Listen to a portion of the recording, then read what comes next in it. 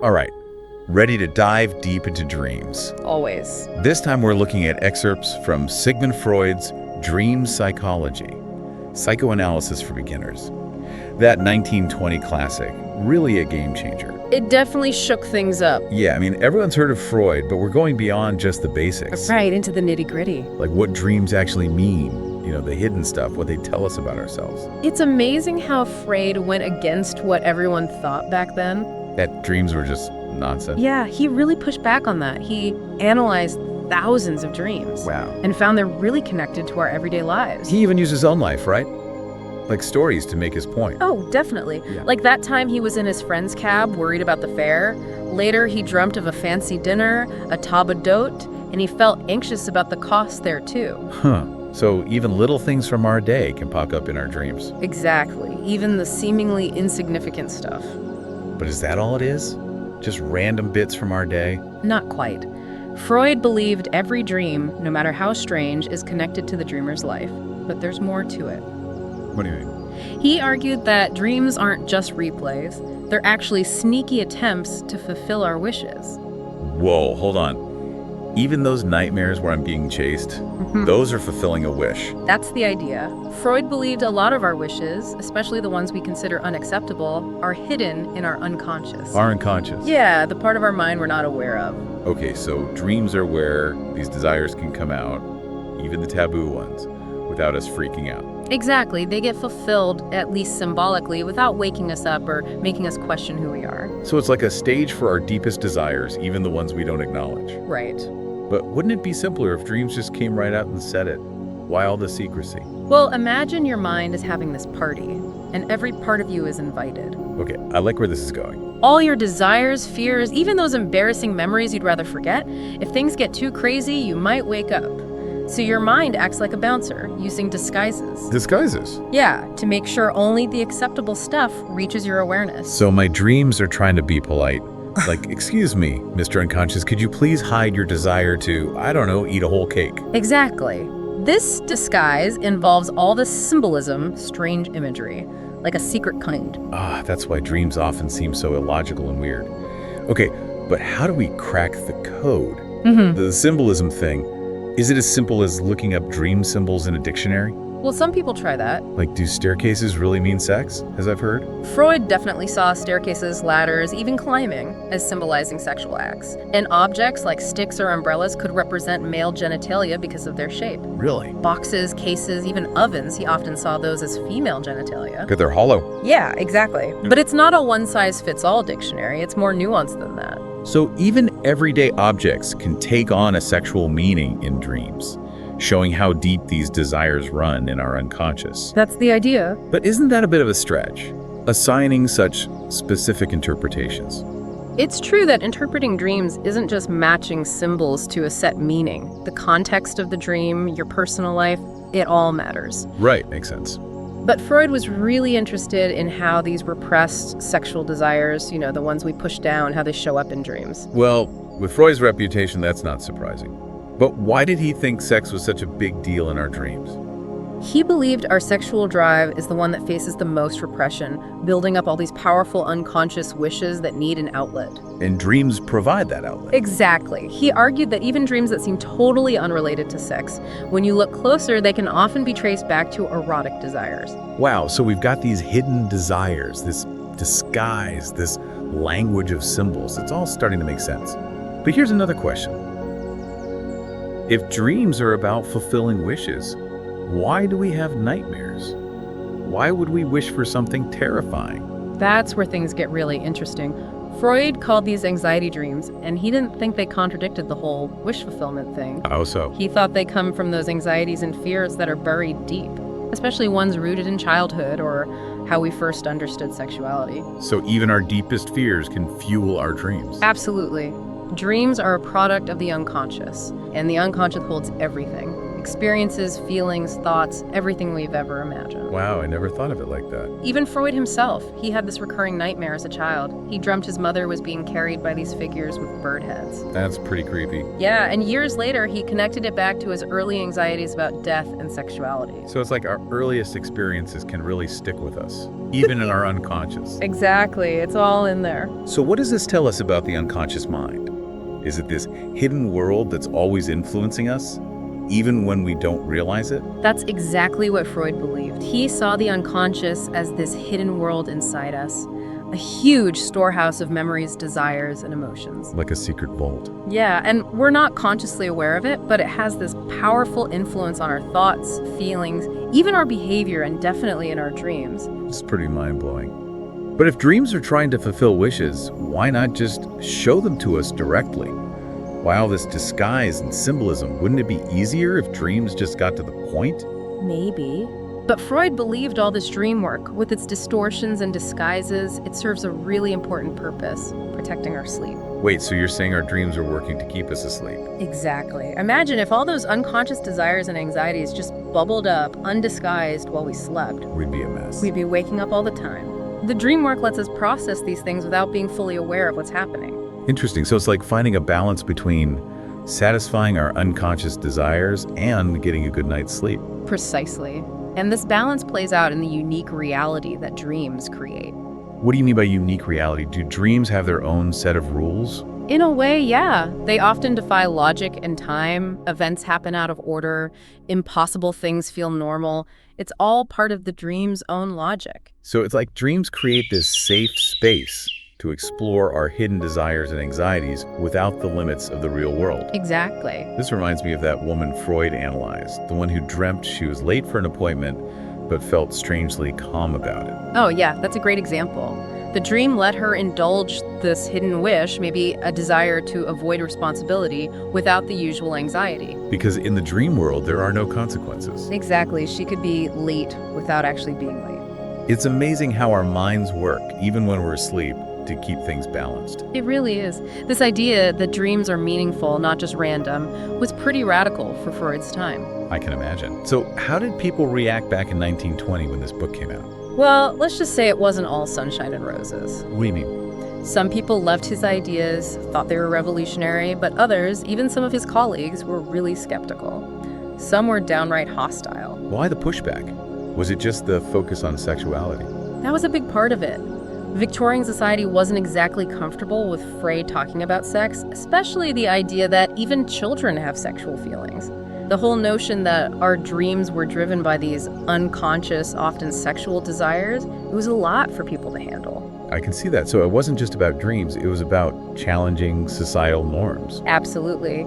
But there was also pushback against the very idea that dreams meant anything at all. Really? A lot of scientists back then thought dreams were just random neural activity. Like the brain just cleaning house during sleep. Exactly.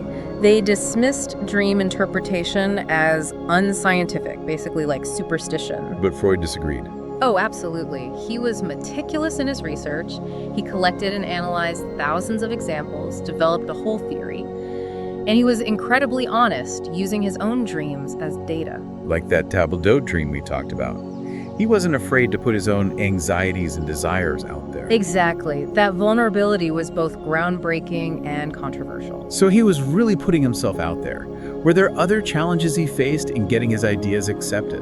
One of the biggest was the nature of the unconscious itself. It's hidden by definition, so how do you prove it even exists? That's a good point. It's not like you can just take it out and look at it. Right. Freud had to develop this whole new way of investigating the mind, what we now call psychoanalysis. So a whole new set of tools to explore this uncharted territory of the mind. Exactly. And those tools were often met with suspicion. Some critics said they were too subjective, too open to interpretation. But how else do you study something that's inherently hidden? Right.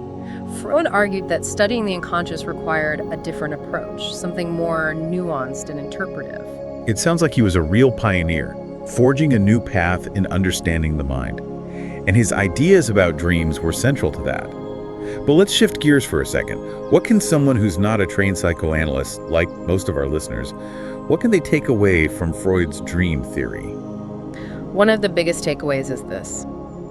Your dreams are worth paying attention to. They're not just random noise. They're trying to tell you something. So instead of dismissing our dreams as just weird or meaningless, we should try to understand what they might be communicating. Exactly. And that understanding might not come easy. It might take reflection, journaling, even talking to someone you trust to help you unpack the symbolic meanings. It sounds like a process of self-discovery, a way of getting to know ourselves better. It is, and it can be incredibly rewarding. Remember, Freud believed that dreams are the royal road to the unconscious. By paying attention to them, we open a dialogue with our unconscious minds, getting access to a wealth of information and insight. That's powerful. But I think a lot of people struggle to remember their dreams.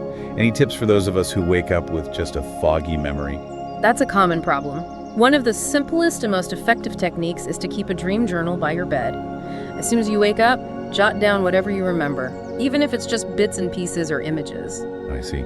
So writing things down helps solidify the memory and maybe notice recurring themes that might give us clues about what our unconscious is trying to tell us. Exactly. Another helpful tip is to create a peaceful space for sleep. So no scrolling through social media right before bed. Probably not the best idea. The blue light from screens can mess with your sleep and might make it harder to remember your dreams. Instead, try winding down with something relaxing. Reading a book, taking a warm bath, listening to calming music. And maybe skip the horror movies before bed. Probably a good idea. Remember, even though dreams protect us, they can still be influenced by what we experience while awake. If you fill your mind with disturbing images before sleep, they're more likely to show up in your dreams. Makes sense. So peaceful environment, dream journal, be patient with the process. Exactly. And most importantly, be curious.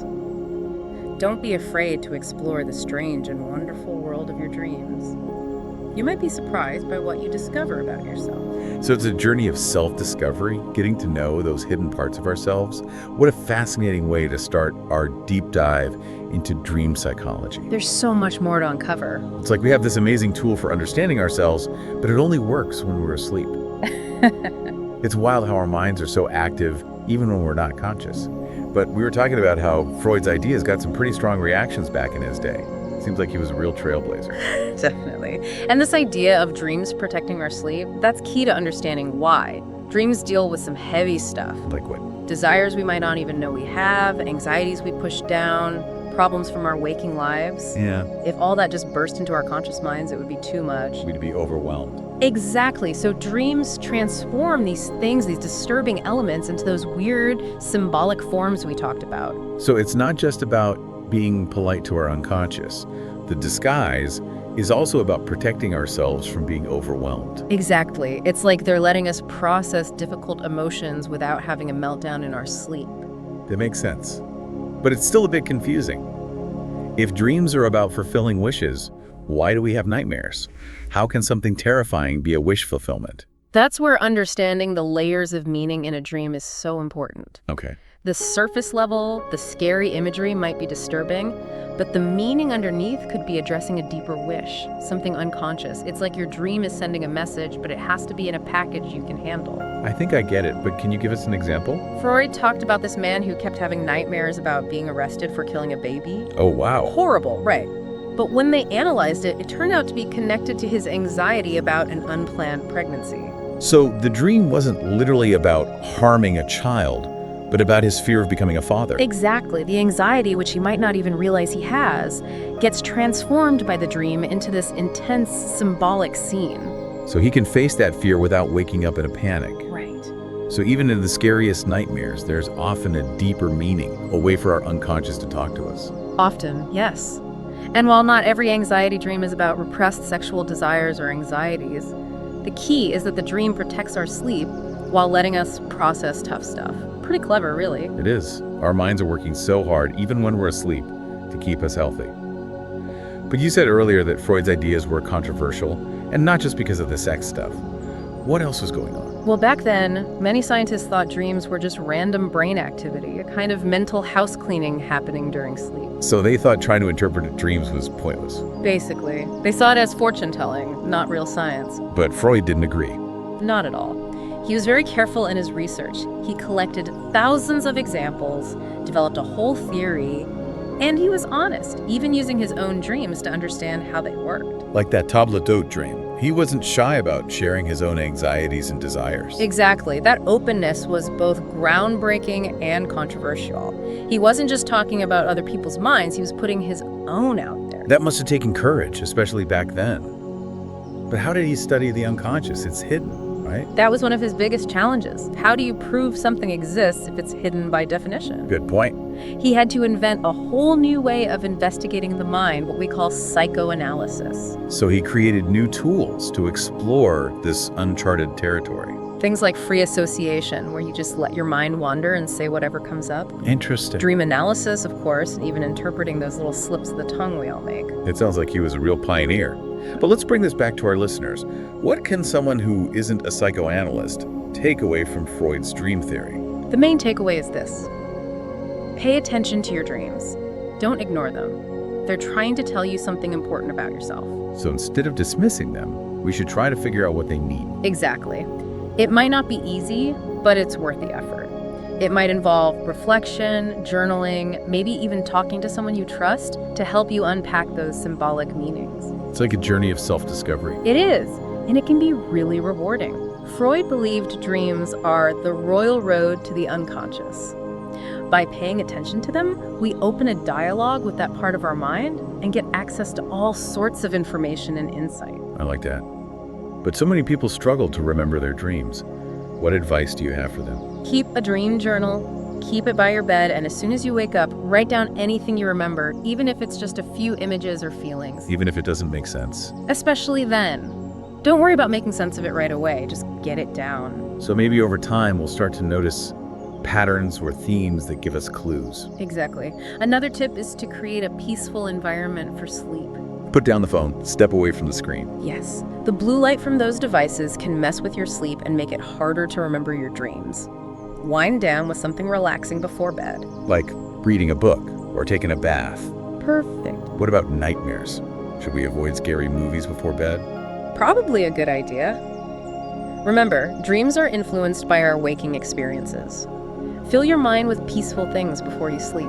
Makes sense. Peaceful environment, dream journal, be patient. Any other advice? Be curious.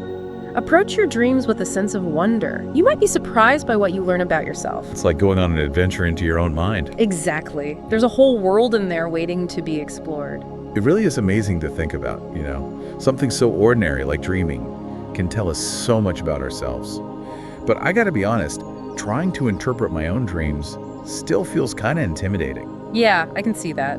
But remember, the point of interpreting your dreams isn't to find the one right answer. It's more about the journey of exploring and discovering. So more about asking questions, making connections that resonate with me, than trying to squeeze my dreams into some preset box. Exactly. And, the more you work with your dreams, the better you get at understanding your own dream language. Like becoming fluent in the language of our unconscious mind. I like that. Yeah, it's like deciphering those secret messages your unconscious is sending. Okay, that makes sense. But isn't there a danger of overdoing it, seeing symbols everywhere, even when they're not really there? Sure, it's possible to go overboard with interpretation, but to me, the bigger problem is ignoring our dreams altogether. Dismissing them as just weird, random stuff. Right, because remember, dreams are a window into our inner world, a way for our unconscious to talk to our conscious mind. So even if we don't always get the interpretation perfect, just paying attention to our dreams, thinking about them, that's still valuable. Absolutely. That's how we can start to see those hidden desires, understand our anxieties, even get new angles on problems we've been facing in our waking lives. We talked earlier about how dreams can sometimes spark creative solutions. Are there ways we can tap into that creative power more intentionally? There's no magic formula, but there are definitely things you can do to be more receptive. Like keeping a dream journal. We talked about how that helps us remember our dreams, but can it also help with creativity? Definitely.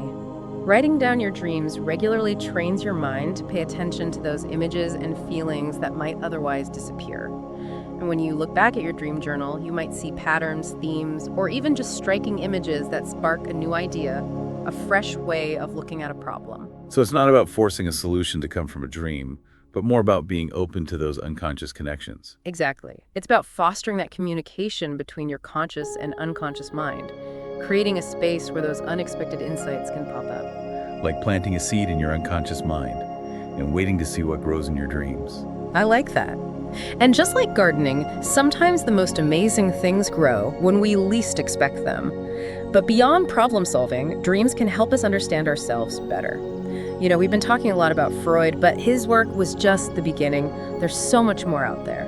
So where should our listeners go from here? What other paths could they explore if they want to learn more about dreams? There are so many options. You could look into Carl Jung, a contemporary of Freud. He had a whole different take on dream interpretation. Jung saw dreams as a way for the unconscious to communicate archetypal images and symbols, things that reflect the universal human experience. So instead of just our personal stuff, Jung's approach looks at those bigger themes that connect us all. Exactly. Another area that's really interesting is the connection between dreams and creativity. There's more and more evidence that dreams can play a huge role in artistic inspiration, problem solving, even scientific discoveries. So if you're feeling creatively stuck, pay attention to your dreams. Are there any books or websites you'd recommend for someone just starting out? There are some great books that offer practical guidance, like Inner Work, Using Dreams and Active Imagination for Personal Growth by Robert Johnson, or Dreams, Discover Their Meanings and Use Them to Improve Your Life by Gail Straub. And of course, there are tons of resources online, websites, even apps dedicated to dream analysis. Wow, so much to discover. As we wrap up our deep dive into dreams, what's the most important takeaway you want to leave our listeners with? I'd say this: your dreams matter. They're a direct line to your unconscious mind, a source of wisdom, creativity, self-understanding. Don't ignore those messages. Listen, learn, and grow. That's beautiful. So to our listeners, the next time you wake up from a dream, no matter how weird it might seem, don't just forget about it. Think about it. Write it down. Maybe even talk about it with a friend. You might be surprised by what you learn about yourself, about those hidden depths inside you. Remember what Freud said, dreams are the royal road to the unconscious. So start exploring. Happy dreaming. And happy diving. Until next time, keep exploring what lies beneath the surface.